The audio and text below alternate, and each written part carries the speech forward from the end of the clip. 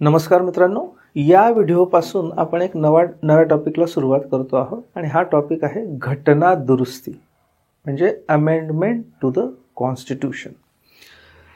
आता बघा की कुठलीही जी लिखित राज्यघटना असते, लिखित राज्यघटना म्हणजे काय, रिटन कॉन्स्टिट्यूशन.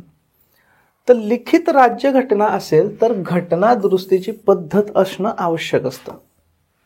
कारण लिखित राज्यघटना याचा अर्थ असा की काहीतरी नियम, काहीतरी कायदा हा लावून दिलेला आहे आणि त्यानुसार आता चाललेला आहे, म्हणजे घटनात्मक कायदा ज्याला आपण म्हणतो घटना. तर त्याच्यानुसार सगळा कारभार चालणार आहे देशाचा आणि त्याच्या विपरीत किंवा त्याच्यापेक्षा वेगळ्या पद्धतीने जर कारभार करायचा असेल तर मग जे लिहून ठेवलेली घटना आहे तिचं काय करायचं, तर तिच्यामध्ये बदल तर करावा लागेल.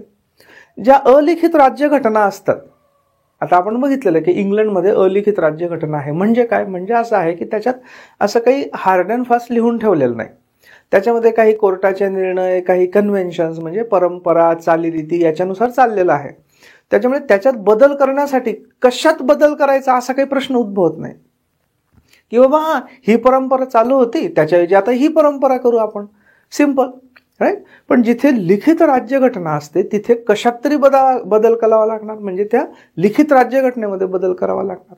आणि म्हणून मग तो बदल कसा करायचा त्याची पद्धत लिखित राज्यघटनेमध्ये देणं किंवा लिखित राज्यघटनेसाठी देणं आवश्यक ठरतं. ओके, सो लिखित राज्यघटना असेल तर घटना दुरुस्तीची पद्धत असणं आवश्यक, कारण बदलत्या परिस्थितीनुसार घटनेमध्ये बदल करता आले पाहिजेत. की ज्यावेळी ती राज्यघटना लिहिली गेली, समजा ज्यावेळी लिहिली गेली त्यावेळी समजा ती 50 वर्षापूर्वी लिहिली गेली असेल, 100 वर्षापूर्वी लिहिली गेली असेल, त्यावेळीची परिस्थिती वेगळी असते. हळूहळू परिस्थिती बदलत जाते, आजूबाजूची नवनवीन शोध लागत जातात, अर्थव्यवस्थेमध्ये बदल होत जातात, आंतरराष्ट्रीय संबंधांमध्ये बदल होत जातात, राईट. लोकांच्या विचारसरणीमध्ये बदल होत जातात. त्यानुसार जर बदल करायचे असतील तर ते बदल करता आले पाहिजेत. ओके, आता भारतामध्ये लिखित राज्यघटना आहे म्हणजे मग भारताच्या राज्यघटनेत सुद्धा राज्यघटना बदलण्यासाठी काहीतरी व्यवस्था असली पाहिजे. त्याच्यामुळे भारतीय राज्यघटनेमध्ये देखील याची तरतूद आहे. आता भारतीय राज्यघटना ही ताठरता आणि लवचिकता यांचा मध्य आहे. आपण राज्यघटनेची जी वैशिष्ट्ये बघितलेली आहेत त्या वैशिष्ट्यांमध्ये हे बघितलेलं आहे की भारतीय राज्यघटना ही लवचिकता आणि ताठरता. ओके, ताठरता म्हणजे काय, रिजिडिटी, म्हणजे एखाद्या गोष्टीमध्ये जर सहजासहजी बदल होत नसेल किंवा करता येत नसेल तिला आपण ताठर म्हणतो. आपण म्हणतो ना एखाद्याचा स्वभाव ताठर आहे, म्हणजे काय की तो एककल्ली आहे, त्याच्यात लवकरात लवकर बदल करता येत नाही, तो आपले विचार बदलत नाही वगैरे. आणि लवचिक म्हणजे काय, ज्याच्यात सहजासहजी बदल करता येतात किंवा बदल होतो. तर भारतीय राज्यघटना हा दोघांचा संगम आहे. ती पूर्ण लवचिक पण नाही की अगदी इझिली बदलता येईल आणि पूर्ण ताठर पण नाही खूप की जिच्यामध्ये अजिबातच बदल करता येणार नाही किंवा लवकर बदल करता येणार नाही. Okay, right. आता भारतीय राज्यघटनेमध्ये हा मध्य साधण्याचं कारण काय होतं, याचं कारण होतं की शेकडो वर्षानंतर पहिल्यांदा स्वातंत्र्य आणि लोकशाहीचा जन्म होत होता भारतामध्ये. 1947 मध्ये ज्यावेळी भारत स्वतंत्र झाला आणि 1950 मध्ये ज्यावेळी आपण ही राज्यघटना स्वीकारली, तर शेकडो वर्षांच्या गुलामगिरीनंतर पहिल्यांदा भारतामध्ये कशाचा जन्म होत होता, स्वातंत्र्याचा आणि लोकशाही पद्धतीचा. त्याच्यामुळे नवीन राष्ट्राच्या गरजा, आता हळूहळू भारत प्रगत होत जाईल, चेंजेस होत जातील, तर नवीन राष्ट्राच्या ज्या वेगवेगळ्या गरजा असतील, नवीन राष्ट्रामध्ये ज्या जनतेच्या वेगवेगळ्या मागण्या येतील, हळूहळू गुलामगिरीतनं आपण लोकशाहीकडे, स्वातंत्र्याकडे जात आहोत, तर जनतेच्या मागण्या पण बदलतील, देशाच्या गरजा बदलतील, त्यांना सहजपणे सामावता आलं पाहिजे. ओके, ज्यांना सहजपणे सामावता येईल आणि त्याच्यानुसार राज्यघटनेत बदल करता येईल अशी पद्धत असणं आवश्यक होतं. म्हणून भारतीय राज्यघटना ही ताठरता आणि लवचिकता याचा समन्वय साधणारी बनवली गेली की तिच्यात बदल करता आले पाहिजेत. याच्या बाबतीत डॉक्टर बाबासाहेब आंबेडकर यांनी ज्यावेळी घटना समितीमध्ये एक भाषण दिलेलं आहे, कन्क्लुडिंग रिमार्क्स, त्याच्यामध्ये असं म्हटलेलं आहे की those who are dissatisfied with the constitution, म्हणजे जे या राज्यघटनेच्या बाबतीत किंवा राज्यघटनेतल्या काही तरतुदींबाबतीत असमाधानी असतील, म्हणजे ज्यांना वाटत असेल की याच्यात काहीतरी बदल होणं आवश्यक आहे, they have to only obtain 2/3 majority. त्यांना फक्त 2/3 बहुमताची गरज आहे. म्हणजे त्यांनी 2/3 बहुमत आणावं. 2/3 प्रतिनिधींनी म्हटलं पाहिजे की अमुक एका तरतुदीमध्ये बदल करणं आवश्यक आहे. And if they cannot obtain even a 2/3 majority in the parliament elected on adult franchise in their favor, their dissatisfaction with the constitution cannot be deemed to be shared by general public.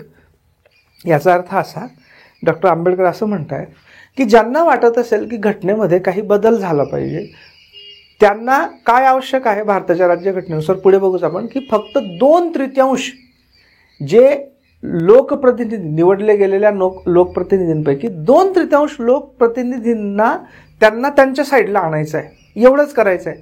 आणि जर त्यांना 2/3 लोकप्रतिनिधी देखील आपल्या साईडला आणता येत नसतील, तर याचा अर्थ त्यांना घटनेबाबतीत किंवा घटनेतल्या एखाद्या तरतुदी बाबतीत वाटणारं असमाधान हे सगळ्या जनतेचं असमाधान नाही असं आपल्याला म्हणता येईल.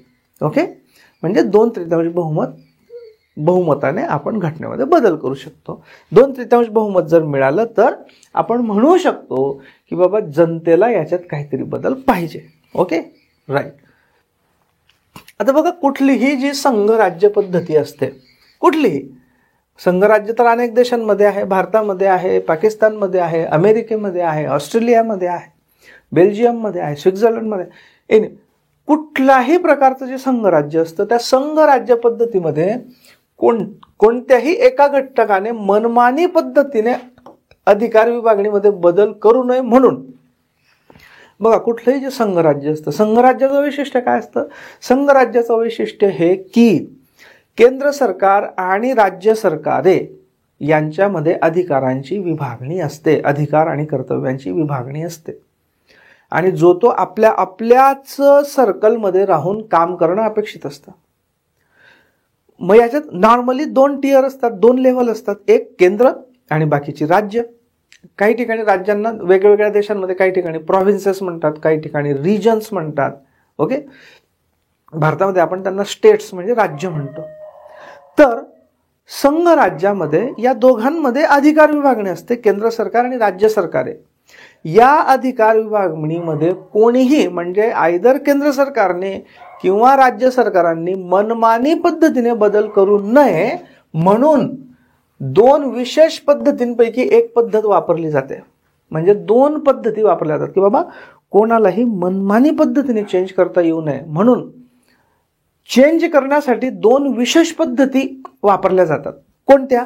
एक पद्धत की नवीन स्वतंत्र घटना समिती किंवा त्याला कॉन्स्टिट्यूशनल कन्व्हेन्शन म्हणतात.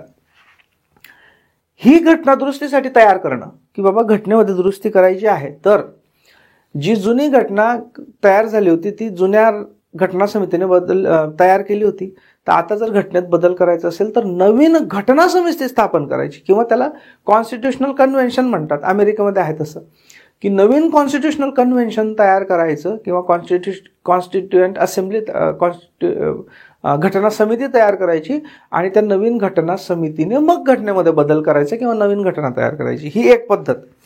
दुसरी पद्धत की घटना दुरुस्तीसाठी नवीन घटना समिती नाही तयार करायची, पण जे अस्तित्वात असलेली पार्लमेंट आहे, संसद आहे, त्याच्यासाठी एक विशेष पद्धत अस्तित्वात आणायची की सहजासहजी नाही, काही विशेष पद्धतीनेच घटना दुरुस्ती करता येईल असं व्यवस्था करायची.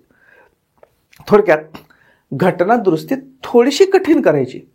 रेग्युलर जसा कायदा कुठलाही पास करता येतो तसा रेग्युलर कायद्यासारखा कायदा पास करून घटना दुरुस्ती नाही करता आली पाहिजे, काहीतरी थोडं कठीण ठेवलं पाहिजे, हे वापरलं जातं. तर पहिली पद्धत काय की नवीन घटना समिती किंवा कॉन्स्टिट्यूशनल कन्व्हेन्शन तयार करणे किंवा मग घटना दुरुस्तीसाठी काही विशेष पद्धत त्याच्यामध्ये देणे. भारताने हे अडॉप्ट केलंय दुसरी पद्धत, की नवीन घटना समिती तयार करावी लागत नाही भारतामध्ये, आहे तीच संसद ही घटनेमध्ये बदल करू शकते, पण त्याच्यासाठी काही विशेष पद्धत वापरावी लागते. तीच पद्धत आपण बघणार आहोत. सो थोडक्यात इंग्लंड प्रमाणे अतिशय लवचिक पण नाही घटनादुरुस्तीची पद्धत, आणि अमेरिकेप्रमाणे खूप जास्त कठीण किंवा ताठर देखील नाही घटनादुरुस्तीची पद्धत किंवा घटना. Okay, right. तर हे झालं बॅकग्राऊंड. बॅकग्राऊंडमध्ये आपण काय पाहिलं की घटनादुरुस्ती का आवश्यक असते, संघराज्यामध्ये घटनादुरुस्ती कोणत्या 2 पद्धतीने करता येऊ शकते, त्याच्यात भारताने कोणती सिस्टीम अडॉप्ट केलेली आहे, ती का अडॉप्ट केलेली आहे. ओके, आता आपण प्रत्यक्षात ही पद्धत काय आहे ती बघूया. Okay, right. सो घटनादुरुस्तीच्या तरतुदी आपण बघू. पहिला मुद्दा अगदी बेसिक, की घटनादुरुस्तीची पद्धत ही भाग 20 मध्ये आहे घटनेच्या, पार्ट 20 रोमन XX. ओके, म्हणजे रोमन 20 म्हणजे XX. ओके, आणि कलम आहे हिचं 368. सो घटना दुरुस्तीचं कलम कोणतं, ब्रेन मध्ये छापून घ्यायचंय, कोणत्याही परिस्थितीत विसरले नाही पाहिजे. 368. वर्षाचे 365 दिवस असतात, त्याच्यामध्ये 3 मिळवायचे. 368 365 अधिक 3 368 ही घटना दुरुस्तीचं कलम. याच्यानुसार घटना दुरुस्तीचा अधिकार हा संसदेला दिला गेलेला आहे, आणि ती घटना दुरुस्तीच्या पद्धतीचं देखील विवेचन करण्यात आलेलं आहे कलम क्रमांक 368 मध्ये. राईट. अच्छा, आता आपण बघत होतो की घटनादुरुस्तीची विशेष पद्धत दिलेली आहे कॉन्स्टिट्यूशनमध्ये वगैरे वगैरे वगैरे. पण समजा केंद्र सरकारने असं ठरवलं की ही जी पद्धत दिलेली 368 मध्ये, ही 368च बदलून टाकू. 368 मध्ये विशेष पद्धत दिलेली आहे ना, तर आपण 368च बदलून टाकू आणि संसद एकदम इझिली घटना दुरुस्त करू शकते, असं काहीतरी करून टाकू. मग काय, म्हणजे मुळावरच जर घाव घातला तर 368च बदलून टाकलं म्हणजे घटना दुरुस्तीची जी पद्धत दिलेली आहे कॉन्स्टिट्यूशन मध्ये तीच बदलून टाकली, विषय संपला ना.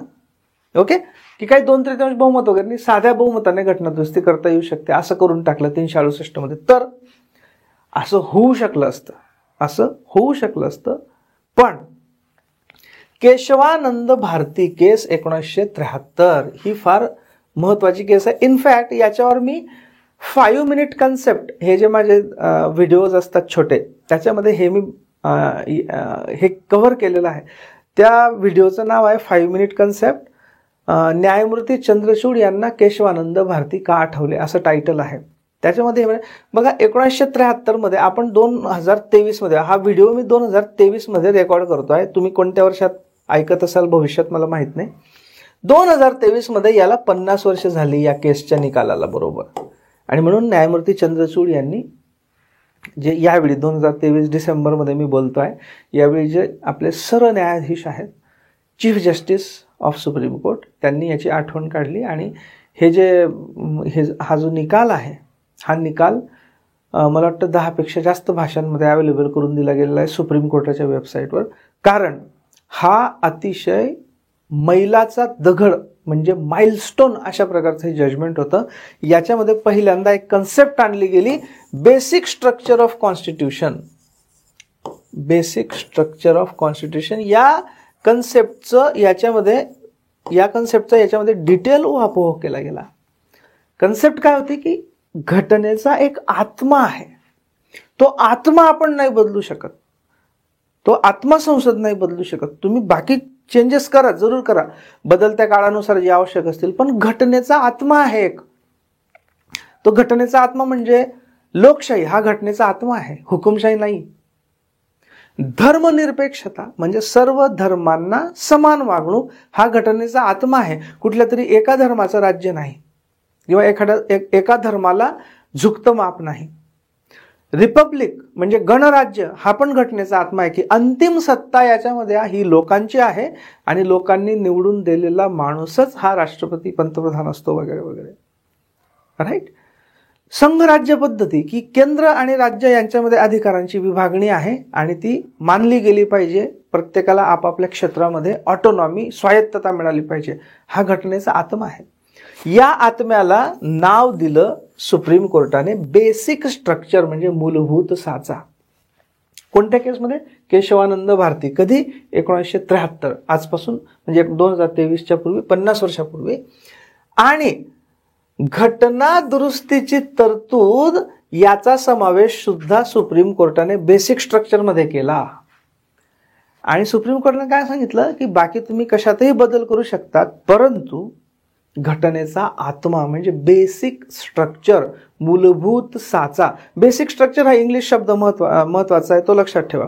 मराठीमध्ये ट्रान्सलेशनमध्ये वगैरे गडबड होऊ शकते, अशा वेळी पर्याय बघायचे आणि त्याच्यात इंग्लिशमधला बेसिक स्ट्रक्चर आहे का बघायचं. सो बेसिक स्ट्रक्चर हे घटना दुरुस्तीने सुद्धा बदलता येणार नाही, असं सुप्रीम कोर्टाने डिसिजन दिलेलं आहे.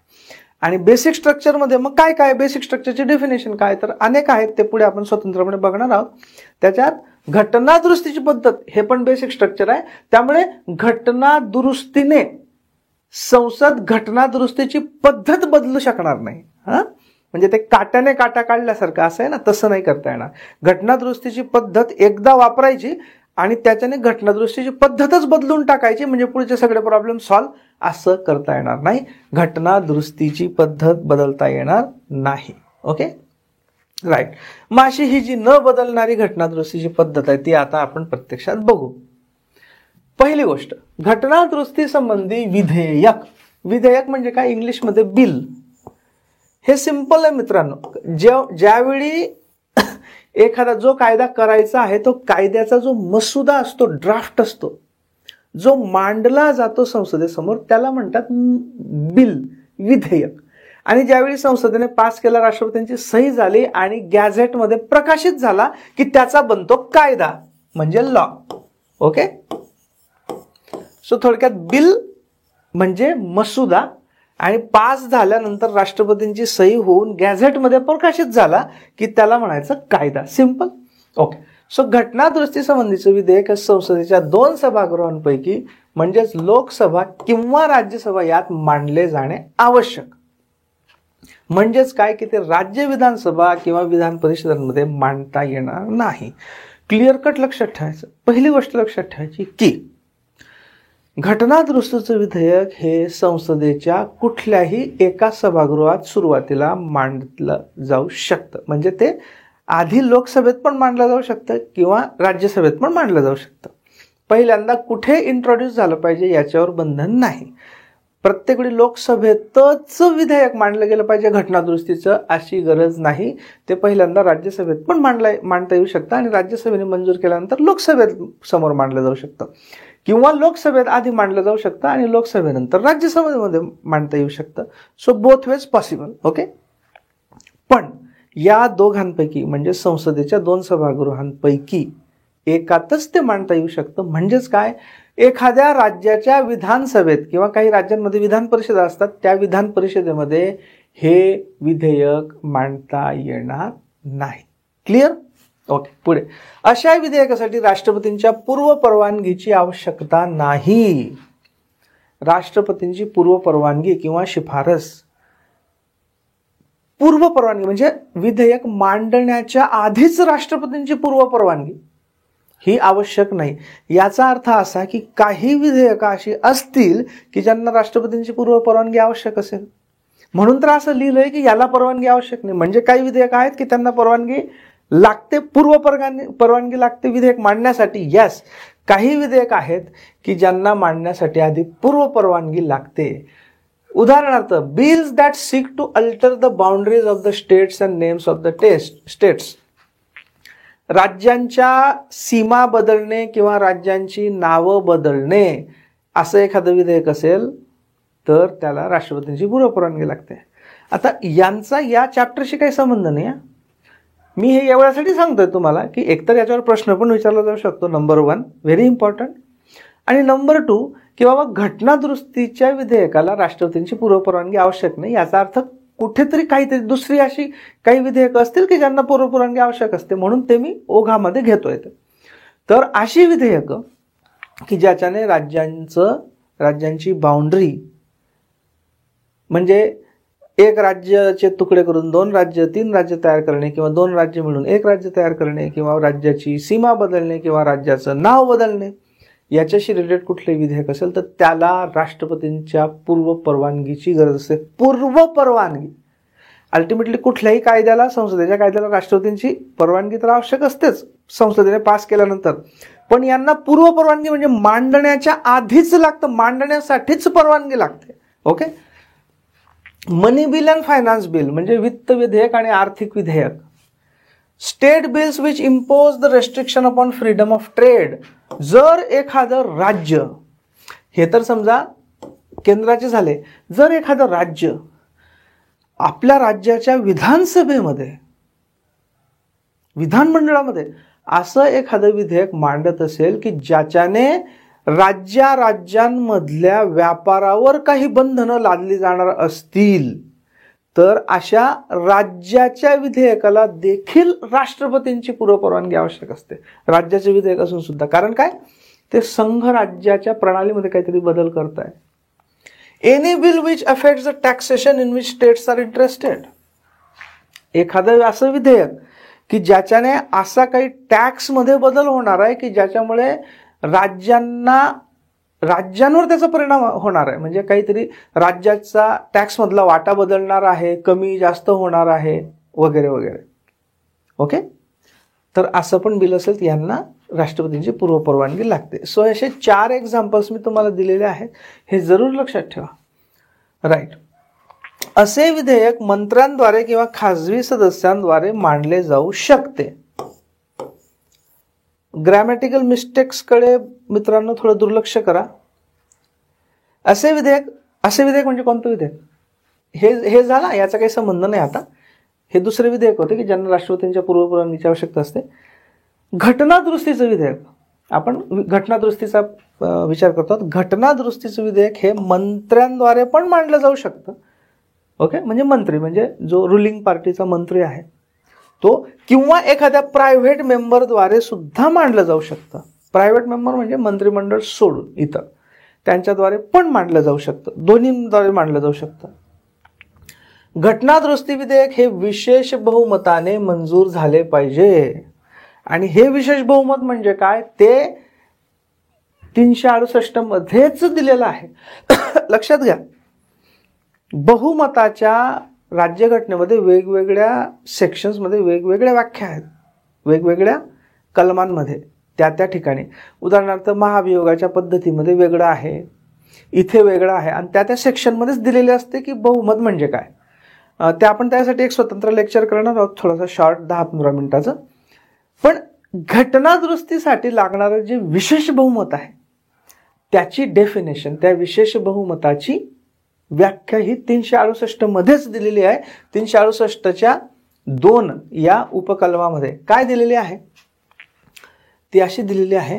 And when bill is passed in each house by a majority of the total membership of that house and by a majority of not less than 2/3 of the members of that house present and voting.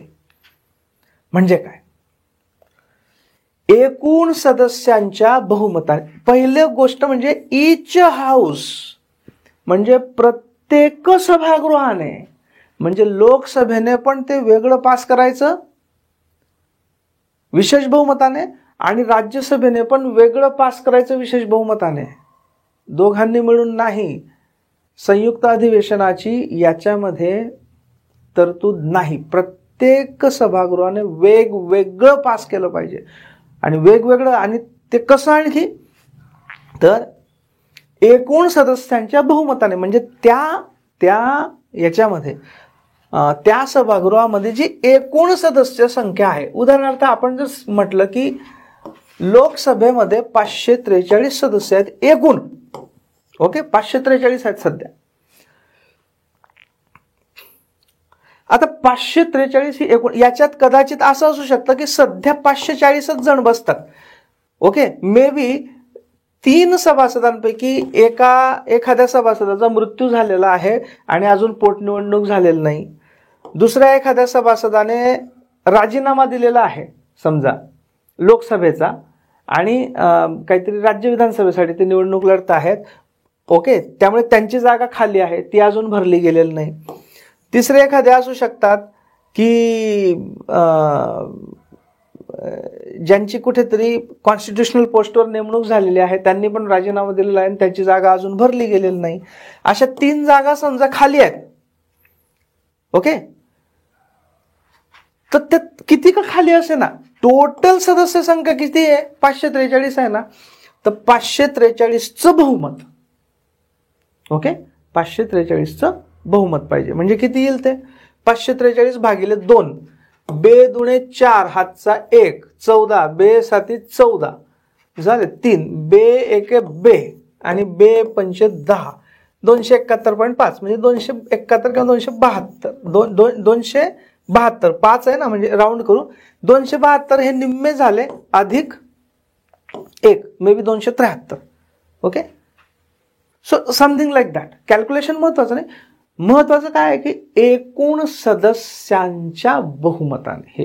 हे मी general आकडे घेतलेले आहेत. हे असेचे असे, याच्यावर आपण एक वेगळं लेक्चर घेणार आहोत. कारण लोकसभेमध्ये मॅक्सिमम सदस्य असू शकतात 550. पूर्वी ते पॉसिबल होते 552, कारण 2 अँग्लो इंडियन ची नेमणूक राष्ट्रपती करू शकत होते. म्हणजे जी ऍक्च्युली सँक्शन स्ट्रेंथ आहे की मॅक्सिमम किती असू शकतात ते 552 होते. पण आता नवीन घटना दुरुस्तीने अँग्लो इंडियनसाठीचं रिझर्वेशन काढून टाकण्यात आले, त्यामुळे आता 550. तरी तुम्ही आता जर लोकसभेच्या वेबसाईटवर गेलात तर तुम्हाला फ्रंटलाच दिसेल की सदस्य संख्या एकूण 552 असू शकते. मग आता हे 2 काढले तरी 552 का दाखवतं, याचं कारण म्हणजे असं की जरी आता हे रिझर्वेशन कॅन्सल केलंय अँग्लो इंडियनचं, पण जी अस्तित्वात असलेली लोकसभा आहे त्याच्यात राहील असं आहे. ती लोकसभा लुप्त झाली, म्हणजे 2024 मध्ये ही लोकसभा संपेल, त्यावेळी ते 2 जातील. म्हणजे ज्यावेळी 2024 मे जून मध्ये नवीन लोकसभा अस्तित्वात येईल त्यावेळी ते 550 दाखवतील. तर हे थोडंसं कॉम्प्लिकेटेड आहे, याच्यावर आपण नंतर स्वतंत्र लेक्चर घेणार आहोत. आता मी हे जे 543चं वगैरे तुम्हाला वर्किंग दाखवलं हे जस्ट इमॅजिनरी वर्किंग आहे, एवढं समजून देण्यासाठी की जे साधं बहुमत, जे मेजॉरिटी आहे, मेजॉरिटी ऑफ टोटल मेंबरशिप, याच्यातला टोटल मेंबरशिप या शब्दाचा अर्थ तुम्हाला सांगतोय की टोटल जेवढ्या सध्या सीट्स आहेत त्या. ओके, तर त्याची मेजॉरिटी म्हणजे निम्मे अधिक 1 प्लस समजा हे 543 एकूण सध्या आहे स्ट्रेंथ. ओके, 543 एकूण स्ट्रेंथ आहे सध्या. पण ज्यावेळी ही घटना दुरुस्ती मांडली गेली त्यावेळी समजा आपण असं समजू की 309 समजा 420 सभासद हजर होते त्यावेळी ज्यावेळी बिल पास केलं गेलं. तर जे 420 हजर होते या 420 लोकांनी मतदान केलं. ओके, तर काय हजर असलेल्या आणि मतदान करणाऱ्या, समजा 420 सभासद हजर होते आणि 420 सभासदांनी मतदान केलं. किंवा असं समजू आपण की 423 हजर होते आणि 420 लोकांनी मतदान केलं. याच्या 2/3 गुणिले 2/3, 3 1 3, 3 चौक 12, 0 140 गुणिले 2 280. ओके, तर 280 आणि हे 280 या 273 पेक्षा पण जास्तच आहेत ना. ओके, म्हणजे आता एकूण सदस्य संख्येचं बहुमत पण झालं आणि उपस्थित आणि मतदान करणाऱ्यांच्या 2/3 पण झालं. तर हे 280 आणि 272 दोन्ही आकडे सॅटिस्फाय झाले. मग समजलं जाईल की ते विशेष बहुमताने पास झालं. ओके, सो राईट, हे व्यवस्थित लक्षात ठेवा की कोणतं विशेष बहुमत म्हणजे काय, एकूण सदस्यांचं बहुमत आणि हजर असलेल्या व मतदान करणाऱ्या सदस्यांच्या 2/3 बहुमत, आणि हे 368 मध्येच दिलेलं आहे. ओके, असं पास झालं पाहिजे. आता जसं मी सांगितलं की प्रत्येक सभागृहाने स्वतंत्रपणे हे अशा पद्धतीने मंजूर केलं पाहिजे. प्रत्येक सभागृहाने स्वतंत्रपणे विशेष बहुमताने, म्हणजे लोकसभेमध्ये एकूण सदस्यांचं बहुमत व हजर असलेल्या आणि मतदान करणाऱ्या सदस्यांचं 2/3 बहुमत असं पास झालं पाहिजे लोकसभेमध्ये. मग राज्यसभेमध्ये आलं, राज्यसभेमध्ये पण विशेष बहुमताने, म्हणजे एकूण सदस्यांच्या, राज्यसभेमध्ये किती असतात 250, 250च्या निम्मेपेक्षा जास्त म्हणजे एकूण सदस्यांच्या बहुमताने आणि हजर असणाऱ्या व मतदान करणाऱ्या सदस्यांच्या 2/3 बहुमताने असं राज्यसभेत पण स्वतंत्रपणे पास झालं पाहिजे. ओके, म्हणजेच काय, घटना दुरुस्ती विधेयकावरील चर्चेसाठी किंवा विधेयक मंजूर करण्यासाठी संसदेचे संयुक्त अधिवेशन बोलवता येत नाही. इतर विधेयकांच्या, साध्या विधेयकांच्या बाबतीत दोन्ही सभागृहांचं संयुक्त अधिवेशनाची तरतूद आहे की जर 2 सभागृहांमध्ये काही ॲग्रीमेंटच होत नसेल तर दोन्ही सभागृहांना एकत्र बसवलं जातं, लोकसभा पण राज्यसभा पण, त्यांचं संयुक्त अधिवेशन होतं आणि त्याच्यात बिल पास होऊ शकतं. साधा कायदा. घटना दुरुस्तीमध्ये असं अलाउड नाही. का? समजा एखादा पक्ष असेल, त्याला लोकसभेमध्ये प्रचंड बहुमत आहे आणि राज्यसभेमध्ये मात्र तेवढं बहुमत नाही. मग त्या पक्षाला, समजा तो पक्ष रुलिंग पार्टी आहे, त्या पक्षाला काहीतरी एखादी घटना दुरुस्ती घडवून आणायची आहे आणि त्याला माहिती आहे की लोकसभेमध्ये तर माझं बहुमत आहे, 2/3 पण होऊन जाईल, पण राज्यसभेमध्ये माझं बहुमत नाही. मग तोच पक्ष काय करेल की म्हणेल की दोन्ही सभागृहांना एकत्र बसवू, इकडे राज्यसभेमध्ये तर 250च आहेत, लोकसभेमध्ये 545 असतील समजा, तर इथे जर प्रचंड बहुमत असेल त्यांच्याकडे, समजा 500 त्यांचे आहेत, तर एकत्र बसवायचं, एकत्र बसवून या 500च्या बळावर पास करून घ्यायचं. असं होऊ शकतं. असं होऊ नये म्हणून घटना दुरुस्तीमध्ये, साध्या कायद्याला ठीक आहे, घटना दुरुस्ती हा विशेष कायदा आहे, घटनेमध्ये बदल होणार, त्याच्याने घटनेत बदल होणार आहे, त्यामुळे त्याच्यात असं चालणार नाही. प्रत्येक सभागृहाला स्वतंत्रपणेच विशेष बहुमताने पास करता येईल, संयुक्त अधिवेशन बोलवता येणार नाही. ओके, आणि जर हे झालं विशेष बहुमताने, ओके, तर अशा पद्धतीने घटना दुरुस्ती करता येईल. ओके, ही झाली एक पद्धत. अजून एक आहे, समजा जी घटना दुरुस्ती प्रस्तावित आहे तिच्याने जर संघ राज्य रचनेमध्ये बदल करणं प्रस्तावित असेल तर हे प्रत्येक सभागृहाचं बहुमत तर झालंच, विशेष बहुमत, प्लस किमान निम्म्या राज्यांच्या विधिमंडळांनी अशा विधेयकाला सहमती दर्शवणं आवश्यक आहे, म्हणजे रॅटिफिकेशन.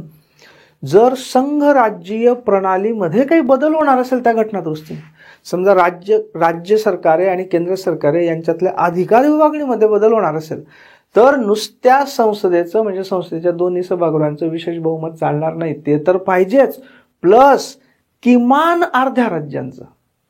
म्हणजे समजा आता 28 राज्य आहेत सध्या, मी ज्यावेळी बोलतोय त्यावेळी, जम्मू काश्मीर हे राज्याचा दर्जा मिळणार आहे त्याला, पण भविष्यात मिळणार आहे. सध्या ते जम्मू काश्मीरला युनियन टेरिटरी केलेलं आहे, त्यामुळे 28 राज्य आहेत. म्हणजे किमान 14, किमान निम्मे, म्हणजे कमीत कमी 14 राज्यांच्या विधानमंडळांनी पण या घटना दुरुस्तीला सहमती दर्शवणं गरजेचं आहे. ते साध्या बहुमताने असतं, पण किमान 14 राज्यांनी, किमान निम्मे. 14पेक्षा जास्त चालतील, 14पेक्षा कमी नको. 13 राज्यांनी सहमती दर्शवली नाही चालणार, 12 नाही चालणार, 14, किमान 14, म्हणजे 28 राज्य धरली तर. Okay, right. मग असे कोणत्या तरतुदी आहेत की ज्याच्यासाठी आवश्यक आहे किमान निम्म्या राज्यांच्या विधिमंडळाची सहमती? तर इन जनरल कोणत्या तरतुदी की ज्याच्याने संघ राज्यीय प्रणालीमध्ये काही बदल प्रस्तावित आहे. संघ राज्य प्रणाली म्हणजे काय? केंद्र सरकार आणि राज्य सरकारे यांच्यातली अधिकार विभागणी. मग अशा कोणकोणत्या आहेत? कलम क्रमांक 54 आणि 55 ज्याच्यात राष्ट्रपतींची निवडणूक पद्धत. आता तुम्ही म्हणाल राष्ट्रपतींच्या निवडणूक पद्धतीचा आणि संघराज्याचा काय संबंध? येस, कारण राष्ट्रपती हे सगळे देशाचे असतात. राष्ट्रपतींच्या निवडणुकीमध्ये राज्याच्या विधानसभांचे निर्वाचित सदस्य सुद्धा भाग घेतात. राष्ट्रपतींना राज्यांच्या बाबतीत अनेक अधिकार आहेत. राष्ट्रपती शासनाच्या वेळी राष्ट्रपतींच्या मार्फत राज्यपाल कारभार बघत असतात. काही राज्यांच्या विधेयकांना राष्ट्रपतींसाठी राज्यपाल राखून ठेवू शकतात. अनेक गोष्टी आहेत की जिथे राष्ट्रपती हे संघराज्य प्रणालीचा भाग असतात. त्याच्यामुळे राष्ट्रपतींची निवडणूक पद्धत जी 54 आणि 55 कलमामध्ये दिली आहे याच्यात काही बदल करणं अपेक्षित असेल तर अशा विधेयकाला संसदेचं विशेष बहुमत तर लागेलच, पण किमान निम्म्या राज्यांची सहमती लागेल. याच्यामध्ये बघा, निम्म्यापेक्षा जास्त राज्यांची सहमती लागेल असा उल्लेख काही पुस्तकांमध्ये असतो, तो योग्य नाही. नॉट लेस दॅन हाफ म्हणजे किमान निम्मे, हे महत्वाचं आहे. ओके. त्याच्यानंतर कलम 73 की ज्याच्यामध्ये केंद्राचे कार्यकारी अधिकार म्हणजे काय, extent of executive power of union, म्हणजे ज्याच्याने केंद्र सरकार हे आपला कामकाज करतं. एक्झिक्युटिव्ह पॉवर कोणाची, केंद्राची. समजा घटना दुरुस्ती केली आणि केंद्राची कार्यकारी पॉवर एकदम वाढवून टाकली तर राज्यांवर परिणाम होईल, राईट. म्हणून कलम क्रमांक 73 केंद्राचे कार्यकारी अधिकार, त्यांची व्याप्ती याच्यात काही बदल करणार असतील तर किमान निम्मे राज्यांच्या विधानसभांची मंजुरी लागेल. कलम 162 राज्यांचे कार्यकारी अधिकार, जसे केंद्राचे कार्यकारी अधिकार तसे राज्यांचे कार्यकारी अधिकार. समजा घटना दुरुस्ती अशी असेल की राज्यांचे कार्यकारी अधिकार कमी करणारी असेल, ती कमी करणारी असो, बदल करणारी असो, घटवणारी असो, जी पण असेल, वाढवणारी असो, त्याच्यासाठी किमान निम्म्या राज्यांची सहमती लागेल. किती, कलम क्रमांक 162. कलम क्रमांक 241 हायकोर्ट्स ऑफ युनियन टेरिटरीज म्हणजे केंद्रशासित प्रदेशांचे हायकोर्ट, त्याच्यात काही बदल करणं अपेक्षित असेल, किमान निम्म्या राज्यांची सहमती. 279A हे महत्वाचं आहे, लक्षात ठेवा, कारण हे नवीन आहे. 279A याच्यात काय आहे, जीएसटी काउन्सिल 2017 मध्ये जीएसटी लागू झाला. तर जीएसटी मुळे काय झालेलं आहे, पूर्वी जीएसटी द्वारे जो पैसा एकत्र येतो केंद्राकडे त्याचं वाटप नंतर राज्यांना होतं किंवा राज्यांना त्याचा रिबेट दिला जातो वगैरे वगैरे. त्यामुळे राज्यांचे आर्थिक स्रोत हे जीएसटी काउन्सिलच्या निर्णयांवर अवलंबून असतात. त्याच्यामुळे या जीएसटी काउन्सिलमध्ये काही बदल करायचे असतील, कलम क्रमांक 279A मध्ये काही बदल करायचे असतील तर किमान निम्म्या राज्यांची सहमती आवश्यक. चॅप्टर 4 ऑफ पार्ट 5 घटनेच्या 5व्या भागातलं 4थं प्रकरण हे काय आहे, युनियन ज्युडिशियरी. ओके, म्हणजे न्याय व्यवस्था. ओके, युनियनची म्हणजे केंद्राची. नंतर 6व्या भागातलं 5वं चॅप्टर, 5व्या भागातलं 4थं चॅप्टर, 6व्या भागातलं 5वं चॅप्टर. एक मायनस आहे बघा इथे. हायकोर्ट्स इन द स्टेट्स, राज्यांमधले हायकोर्ट्स, उच्च न्यायालय. ओके. नंतर चॅप्टर 1 ऑफ पार्ट 11 11व्या भागातला चॅप्टर 1, त्याच्यात काय आहे, legislative relations, distribution of legislative power म्हणजे केंद्र आणि राज्यांमधले संसदीय अधिकारांचं वाटप.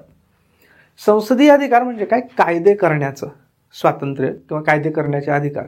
याच्यात काही बदल होणार असेल तर त्याला सुद्धा किमान निम्म्या राज्यांची संमती लागेल. 7व्या परिशिष्टातली कुठलीही यादी किंवा सूची, 7व्या परिशिष्टाने आपल्याला माहित आहे 3 याद्या दिलेल्या आहेत. एक युनियन लिस्ट म्हणजे केंद्र सूची, दुसरी राज्य सूची म्हणजे स्टेट लिस्ट, आणि तिसरी समवर्ती सूची म्हणजे कन्करंट लिस्ट. ओके. तर केंद्र सूचीतल्या विषयांवर केंद्र सरकार कायदे करू शकतं, राज्य सूचीतल्या विषयांवर राज्य सरकारे कायदे करू शकतात, आणि समवर्ती सूचीवर दोन्ही तयार करू शकतात. मात्र त्याच्यात वरचढ ठरतो तो केंद्राचा कायदा, जर दोघांचे असतील तर, किंवा त्याच्यात काही कॉन्फ्लिक्ट निर्माण झाला तर या सूचीमध्ये काही बदल करायचा असेल, समजा उद्या उठून बाबा हे राज्यांचे विषय आहेत ते आपण केंद्राकडे घेऊन टाकू, असं काही करायचं असेल किंवा काही बदल करायचा असेल तर त्याला सुद्धा किमान निम्म्या राज्यांच्या विधिमंडळांच्या संमतीची आवश्यकता असेल. Representation of states in parliament म्हणजे राज्यांचे संसदेतील प्रतिनिधित्व. संसद की ज्याच्यामध्ये राज्यसभा आणि लोकसभा असते, दोघांमध्ये राज्यांचं प्रतिनिधित्व असतं. लोकसभेमध्ये समजा महाराष्ट्र घेतला तर लोकसभेमध्ये महाराष्ट्रातनं किती जागा निवडून जातील, मला वाटतं 48 आहेत, तर 48 जागा निवडून जातील. याच्यात काही बदल करणार असतील तर राज्याच्या अधिकारावर बदल होतोय, कारण राज्याचं प्रतिनिधित्व कमी जास्त होत आहे. तसंच जी राज्यसभा असते, राज्यसभेत सुद्धा राज्यांचे प्रतिनिधींची संख्या ठरलेली असते. उद्या जर त्याच्यात काही कमी जास्त करायचं ठरलं तर त्याच्याने पण राज्यांच्या अधिकारांवर गदा येईल, कारण राज्यांचं प्रतिनिधित्व कमी होईल केंद्रामध्ये. इनफॅक्ट तुम्ही आत्ता मध्यंतरी मागच्या महिन्या 2 महिन्यामध्ये जर एक वाद ऐकला असेल तर नवीन जनगणनेनुसार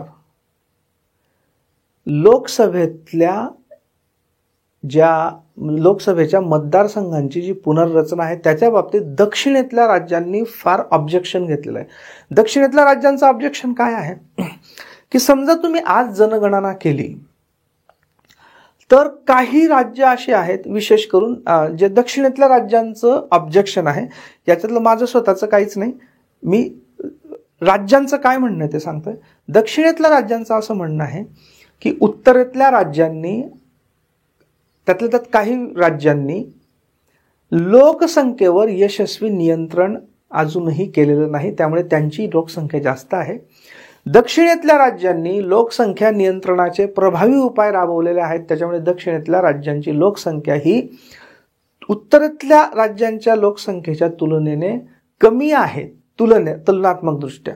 ओके, त्याच्यामुळे नवीन पुनर्रचना झाली तर उत्तरेतल्या राज्यांना लोकसभेमध्ये जास्त सीट्स मिळतील आणि दक्षिणेतल्या राज्यांना कमी सीट्स मिळतील. म्हणजे काय होईल, म्हणजे असं होईल की दक्षिणेतल्या राज्यांनी लोकसंख्येवर नियंत्रण आणलं, हा गुन्हा केला का? लोकसंख्येवर नियंत्रण करून त्यांनी गुन्हा केला का की त्यांच्या लोकसभेतलं प्रतिनिधित्व कमी होत आहे, असं ऑब्जेक्शन दक्षिणेतल्या राज्यांचं आहे. ओके, म्हणजे तिथे काय, representation of states in the parliament. Okay, हा विषय तुम्ही जरूर वाचा. आणि म्हणून मागे कित्येक वेळपासून ही जागांचा वाटप फ्रीज करण्यात आलेला आहे की जरी लोकसंख्या, काही राज्यांची लोकसंख्या वाढली तरी त्यांचं जे रिप्रेझेंटेशन आहे ते तेच राहील, त्यांच्या जागा वाढणार नाहीत. आणि काही राज्यांची लोकसंख्या कमी झाली तर त्यांचं पण तेच राहील, त्यांच्या जागा कमी होणार नाहीत. हे फ्रीज आहे. हा फ्रीज कधीपर्यंत आहे ते बघण्याची गोष्ट आहे. थोडक्यात हे जे representation of states in parliament असलं हे महत्त्वाचं असतं, कारण एखाद्या राज्याच्या लोकसभेतल्या जागा जर कमी झाल्या तर इफेक्टिव्हली त्या राज्याचं तिथलं वजन कमी होतं. बरोबर. आणि प्रोव्हिजन्स ऑफ धिस आर्टिकल म्हणजे हे स्वतः जे कलम 368 आहे याच्यात पण काही बदल करायचा असेल तर किमान निम्म्या राज्यांच्या सहमतीची आवश्यकता असेल. अर्थात आता 368 याला सुप्रीम कोर्टाने केशवानंद भारती केसमध्ये मुळात हे डिक्लेअर केल्यामुळे, काय बेसिक स्ट्रक्चरचा भाग डिक्लेअर केल्यामुळे एनिवे त्याच्यामध्ये बदल करणं शक्य नाही. Okay, right. तर अशा पद्धतीने वरीलप्रमाणे संसदेच्या दोन्ही सभागृहांनी मंजूर केल्यानंतर किंवा आवश्यकता असल्यास किमान निम्म्या राज्यांनी सहमती दर्शवल्यानंतर, म्हणजे समजा नॉर्मल विधेयक असेल, संघ राज्याचा काही संबंध नसेल तर संसदेच्या दोन्ही सभागृहांनी इंडिपेंडेंटली स्पेशल मेजॉरिटीने समजा पास केलं, किंवा जिथे संघ राज्याशी संबंध होता तिथे संसदेच्या दोन्ही सभागृहांनी विशेष बहुमताने आणि किमान निम्म्या राज्यांनी त्याला सहमती दर्शवली, अशी प्रोसिजर पूर्ण झाली की ते विधेयक राष्ट्रपतींकडे जातं मंजुरीसाठी. आणि या अशा विधेयकाला सहमती दर्शवणं हे राष्ट्रपतींवर बंधनकारक आहे. राष्ट्रपती आपला निर्णय राखून ठेवू शकत नाहीत किंवा पुनर्विचारासाठी ते परत देखील पाठवू शकत नाहीत. राष्ट्रपतींना घटना दुरुस्ती विधेयकाच्या बाबतीत राष्ट्रपतींच्या याच्यामध्ये काय लिहिलेलं माहिती आहे का, कलमामध्ये शाल म्हणजे राष्ट्रपती देतीलच, द्यायचंच त्यांनी, मे नाही. जिथे मे असतो ना, मे म्हणजे कदाचित. ओके, देतील राष्ट्रपती सहमती किंवा नाही देतील, राखून ठेवतील किंवा परत पाठवतील, तिथे मे वापरलेला असतो. इथे शाल वापरलेला. शाल म्हणजे मस्ट, द्यायचंच. ओके, याच्याशी डिटेल आपण नंतर बघूच. सध्या एवढंच लक्षात ठेवा की घटना दुरुस्ती विधेयकावर राष्ट्रपतींनी सहमती देणं बंधनकारक आहे. राष्ट्रपती तो पुनर्विचारासाठी परत पाठवू शकत नाहीत किंवा त्याला आपली सहमती राखून ठेवू शकत नाहीत. ओके, मग राष्ट्रपतींचा काय उरला नेमका, हे उपयोग काय, मग पाठवायचंच कशाला? त्याचा एकच उद्देश असतो, ज्या दिवशी राष्ट्रपतींची सही होते साधारणतः त्या दिवसापासून तो कायदा अंमलात आल्याचं मानलं जातं किंवा गॅझेटमध्ये पब्लिश होतो त्या दिवसापासून. सो इफेक्टिव्हली फक्त कोणत्या दिवसापासून हा कायदा अंमलात आला एवढं पुरतंच घटना दुरुस्ती विधेयक हे राष्ट्रपतींच्या परवानगी याच्यासाठी जातं, सहीसाठी जातं. ती सही देणं राष्ट्रपतींना बंधनकारक आहे. Okay, right. तर अशा पद्धतीने घटना दुरुस्तीची जी बेसिक पद्धत आहे ती आपण बघितली. याच्यात आपण 2 प्रकार बघितले. पहिला प्रकार, घटना दुरुस्ती केवळ राज्यसभा व लोकसभा यांच्या विशेष बहुमताने, ही पहिली. दुसरी एक पद्धत बघितली, राज्यसभा व लोकसभा यांचं विशेष बहुमत आणि किमान निम्म्या राज्यांची सहमती किंवा मंजुरी, ही दुसरी पद्धत बघितली. ओके, याच्या व्यतिरिक्त सुद्धा तिसरी पद्धत आहे. ती तिसरी पद्धत आणि घटना दुरुस्तीशी रिलेटेड इतर गोष्टी या आपण पुढच्या लेक्चरमध्ये बघू. राईट. Thank you very much.